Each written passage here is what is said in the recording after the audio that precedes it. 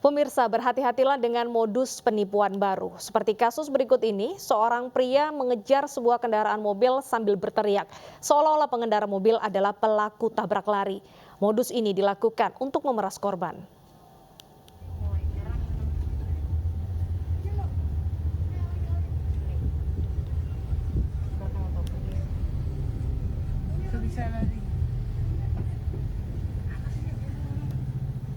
Inilah modus baru penipuan.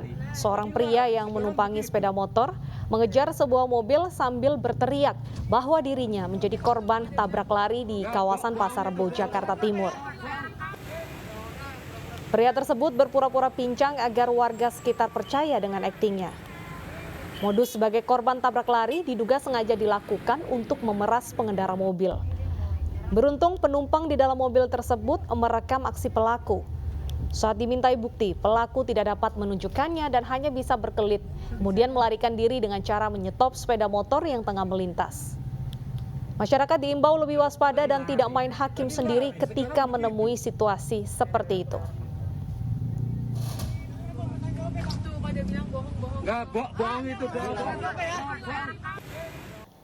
Pemirsa, viral di media sosial aksi heroik seorang pengemudi bus Transjakarta yang menggagalkan upaya bunuh diri seorang warga. Aksi heroiknya mendapat apresiasi dan pujian dari warganet.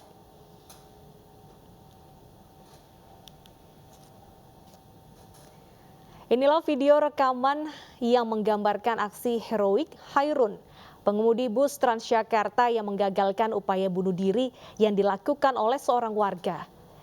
Kejadian ini berlangsung di kawasan Jembatan 2, Jakarta Barat, Senin lalu. Hairun yang mencurigai gelagat warga di tepi flyover memutuskan untuk turun dan membujuk agar warga ini tidak nekat melompat.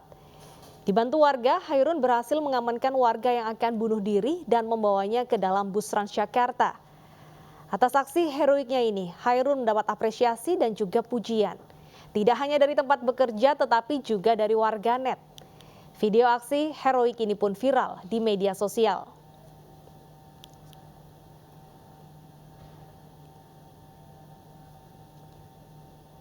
Lalu bagaimana cerita selengkapnya terkait aksi heroik yang berhasil menggagalkan upaya bunuh diri tersebut? Sudah bergabung bersama Ainyu Siang Bapak Hairun yang merupakan sopir bus Transjakarta. Selamat siang Pak Hairun. Selamat siang Mbak. Baik, Pak Hairun, Anda saat itu membutuhkan waktu berapa lama untuk membujuk warga yang ingin bunuh diri tersebut? Klarifikasi dulu Mbak, itu kejadiannya hari Selasa jam 16.25, bukan hari Senin ya. Oke, nah berapa lama Anda membujuk hari Pak sampai Selasa, akhirnya mau? Kurang lebih 3 menit Mbak. Oke, bisa diceritakan kembali Pak kejadiannya saat itu dari Anda menyetir lalu berhenti dan berhasil menggagalkan bunuh diri?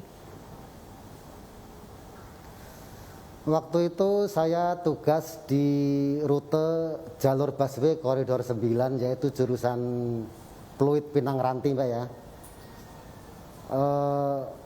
Lepas halte jembatan 3 itu dipastikan melewati flyover jembatan 3. Disitulah ada kejadian yaitu seorang wanita sudah berdiri di pinggir jembatan flyover jembatan 3 itu. Dan di bawahnya itu sudah banyak orang yang teriak-teriak untuk supaya jangan dilakukan itu. Udah banyak banget Mbak. Oke. Tapi si wanita itu malah histeris gitu Mbak. Baik, Pak Hairun, apa alasan wanita tersebut ingin bunuh diri? Sampai saat ini saya belum tahu Mbak, karena waktu saya bawa di bis pun dia nggak bisa ditanya, malah menangis histeris terus gitu loh Mbak. Oke, terus akhirnya apakah Anda menghubungi pihak keluarga dari wanita tersebut? Nggak tahu Mbak, sampai sekarang saya nggak tahu keluarganya. Terakhir hanya diserahkan ke pos polisi jembatan 3. Oke, nah sama yang bantu juga. Baik, Ya, nah silakan. aksi Pak Hairun ini kan pada akhirnya mendapatkan penghargaan dan juga apresiasi ya dari perusahaan Anda tempat bekerja. Nah ini dapat penghargaan apa dan bagaimana tanggapan Anda dengan penghargaan tersebut? Sebenarnya sih itu bukan harapan saya sih Mbak. Itu sebenarnya dari awal kejadian itu emang sudah saya rahasiakan. Saya dari ujung sampai ujung nggak lapor ke pengawas saya, nggak lapor. Tapi di hari berikutnya ternyata itu ada viral di salah satu media sosial gitu loh. Nah pada saat itu baru ribut-ribut itu di kantor saya, bahkan di Transjakarta sendiri begitu. Untuk masalah penghargaan ya tetap saya ucapkan terima kasih kepada Perum PPD MEK. Semoga bermanfaat bagi saya. Baik, terima kasih Bapak Hairun atas waktunya sudah berbagi cerita dengan iNews Siang. Semoga perbuatan baik Bapak ini bisa dicontoh ya oleh banyak orang di luar sana. Terima kasih Pak. Informasi selanjutnya pemirsa, saat ini Gunung Merapi yang terletak di perbatasan Yogyakarta dan Jawa Tengah berstatus siaga di level 3. Potensi bahaya diperluas dari 5 km menjadi 7 km.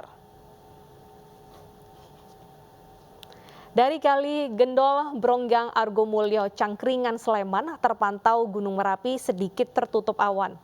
Balai Penyelidikan dan Pengembangan Teknologi Kebencanaan Geologi atau BPPTKG melakukan pemutakhiran radius ancaman bahaya Gunung Merapi dari 5 km menjadi 7 km di sisi barat daya, tepatnya di Sungai Bedog, Kerasak, dan Boyong. Perluasan radius ini dilakukan guna mengantisipasi apabila jika sewaktu-waktu terjadi erupsi yang dapat menimbulkan awan panas dan guguran yang berpotensi sampai di radius bahaya yang telah ditetapkan.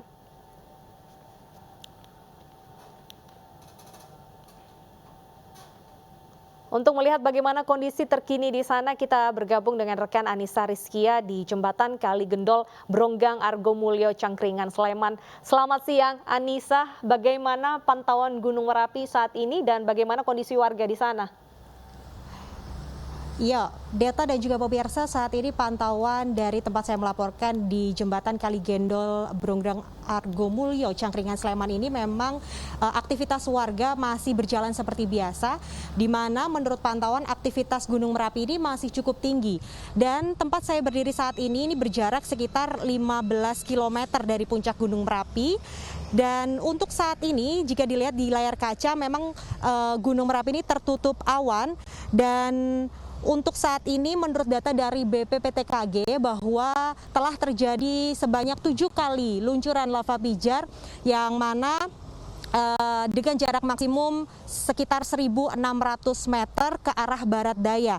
Di mana potensi bahaya Gunung Merapi saat ini adalah guguran lava pijar dan juga awan panas yang mengarah ke barat daya. Dan menurut data dari BPPTKG, yakni ada sisi barat daya ini tepatnya ada di Sungai Bedog, kemudian Sungai Kerasak dan juga Sungai Bedong yang awalnya diberlakukan radius bahaya itu adalah 5 km, saat ini diperluas menjadi radius 7 km, artinya ada penambahan sekitar 2 km dari radius sebelumnya yang ditetapkan. Selain itu juga, pemerintah juga menghimbau kepada masyarakat untuk tetap waspada, terutama masyarakat yang bermukim di kawasan sisi barat daya Gunung Merapi untuk tidak panik dan tetap waspada apabila sewaktu-waktu Gunung Merapi erupsi. Seperti itu Deta, laporan sementara dari kawasan Cangkringan, Sleman. Saya kembalikan kepada Anda di studio. Baik, terima kasih Anissa atas laporan Anda. Semoga kondisinya terus membaik.